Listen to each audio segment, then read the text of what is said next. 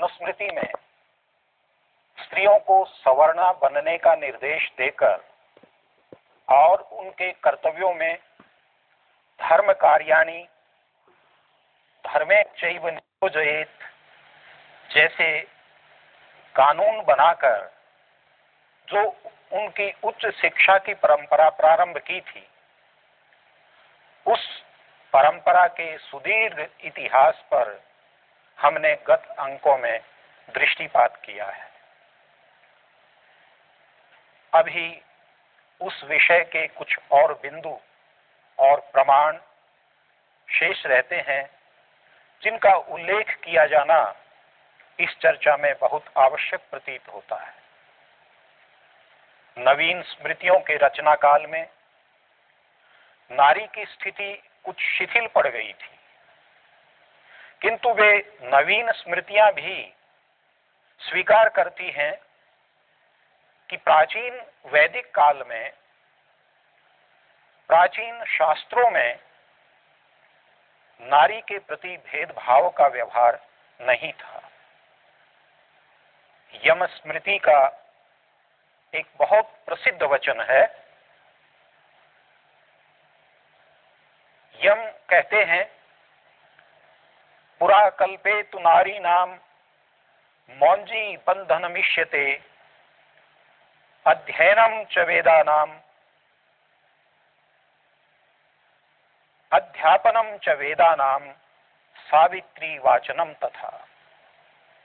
इसका अर्थ यह है कि पुरा कल्पों में, कल्प कहते हैं यज्ञ और धर्म का प्रतिपादन करने वाले शास्त्रों को, जो वैदिक साहित्य के अनुसार एक वेदांग हैं। उन कल्प नामक वेदांगों में, प्राचीन वेदांगों में नारी का उपनयन संस्कार अभिष्ट था, अर्थात नारी का उपनयन संस्कार होता था और नारियों को वेदों का अध्ययन कराया जाता था। वे भी कन्याओं को वेदों का अध्यापन कराती थी और इसी प्रकार सावित्री वाचनम तथा गायत्री आदि मंत्रों का, सावित्री आदि मंत्रों का जप करके वे संध्या उपासना भी किया करती थी। कहने का भाव यह है कि जिस प्रकार पुरुषों के लिए धार्मिक अधिकारों का निर्देश है, ठीक इसी प्रकार प्राचीन काल के शास्त्रों में मिलता है। प्राचीन काल के समाज में व्यावहारिक रूप में ऐसा हुआ करता था। मैंने पिछली चर्चाओं में आपके सामने महर्षि मनु के श्लोक को रखते हुए यह बतलाया था कि बिना यज्ञ के विवाह नहीं होता। यज्ञ के अनुष्ठान और वेद मंत्रों के उच्चारण पूर्वक जो विवाह होता है, उसी विवाह में पत्नी को पत्नी जैसी आदरणीय संज्ञा प्राप्त होती है, पत्नी जैसा आदरणीय नाम प्राप्त होता है। इस बात की पुष्टि संस्कृत के महावैयाकरण महर्षि पाणिनि संस्कृत व्याकरण के अमर ग्रंथ अष्टाध्यायी में एक सूत्र के द्वारा करते हैं। महर्षि पाणिनि कहते हैं, पत्युर्नो यज्ञ संयोगे, यज्ञ का संयोग होने पर, अर्थात यज्ञानुष्ठान के द्वारा विवाह संस्कार संपन्न किए जाने के बाद ही किसी स्त्री की पत्नी संज्ञा होती है, किसी स्त्री को पत्नी कहलाने का अधिकार बनता है। वैदिक परंपरा में पत्नी एक बहुत महत्वपूर्ण शब्द रहा है। इसमें आदर का भी भाव है और अधिकार का भी भाव है। पति का अर्थ है गृह स्वामी और पत्नी का अर्थ है गृह स्वामिनी। इसी प्रकार एक शब्द है दंपति। यह नित्य द्विवचनांत शब्द है, इसलिए दंपति शब्द में सदा दीर्घ ईकार आती है। क्यों? क्योंकि यहां पति द्विवचनांत है। यह वैदिक शब्द है जिसमें दम का अर्थ है घर और पति का अर्थ है दीर्घ ईकारांत, या पति के द्विवचनांत शब्द का अर्थ है पति और पत्नी। तो इस तरह दंपति शब्द का अर्थ हुआ घर के स्वामी और स्वामिनी। घर का यह स्वामित्व, कानूनी अधिकार तब प्राप्त होता था जब यज्ञानुष्ठान पूर्वक वेद मंत्रों के उच्चारण के साथ किसी कन्या का विवाह हुआ करता था। इसका अभिप्राय यह हुआ कि बिना यज्ञ अनुष्ठान के होने वाले विवाहों में, जैसे राक्षस विवाह है, पैशाच विवाह है, गांधर्व विवाह है, उसमें किसी भी विवाहित स्त्री को पत्नी की सम्मानजनक संज्ञा प्राप्त नहीं होती थी। यह यज्ञानुष्ठान की परंपरा स्त्रियों के साथ आधिकारिक रूप से इस तरह से जुड़ी हुई थी। महर्षि मनु ने राजा के कर्तव्यों में एक और बहुत महत्वपूर्ण बात कही है।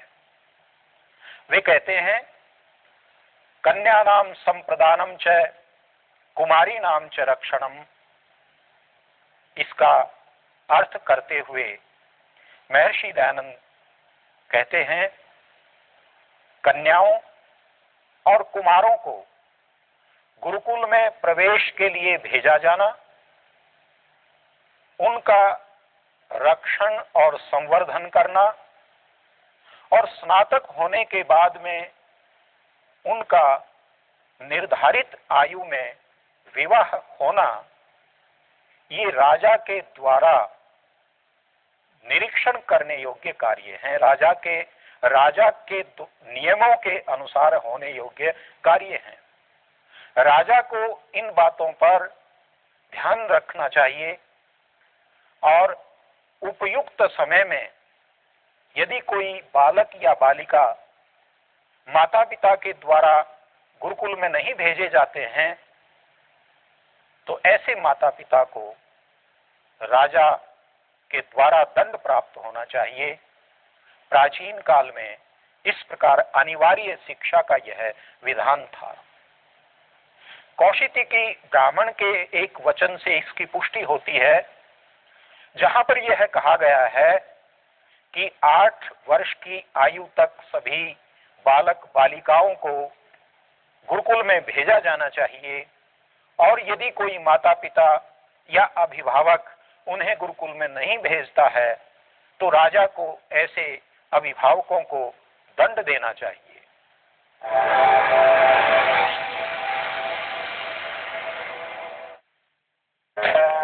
मुट्ठी कसने से ही बदलती है हाथ की लकीरें भैया। क्योंकि एक मुट्ठी बीज होते हैं हजारों मुट्ठी अनाज। संकल्प की एक मुट्ठी से मिली है हमें सर उठाकर जीने की ताकत। मेहनत कश मुट्ठियों ने बनाई भारत की नई तस्वीर। भारत की कृषि परंपरा और आधुनिक विज्ञान का महामिलन लेकर आया है देश में कृषि क्रांति। और हमारे लिए आयुर्वेदिक स्वास्थ्यवर्धक उत्पाद पतंजलि आयुर्वेद लाए हैं हमारी हर जरूरत के लिए सबसे अच्छे, सबसे सस्ते, विश्व स्तरीय स्वदेशी उत्पाद। पतंजलि आयुर्वेद। वैदिक काल में बालक और बालिकाओं के लिए इस प्रकार अनिवार्य शिक्षा थी, जिस अनिवार्य शिक्षा की परंपरा को महर्षि मनु ने अपनी मनुस्मृति में स्थापित किया था। महर्षि मनु को इस वचन के आधार पर अगर हम यह कहें कि वे आदि समाज के आदि काल के अनिवार्य शिक्षा के प्रवर्तक थे और सर्वजन शिक्षा के प्रतिष्ठाता थे, तो इसमें कोई अतिशयोक्ति नहीं होगी।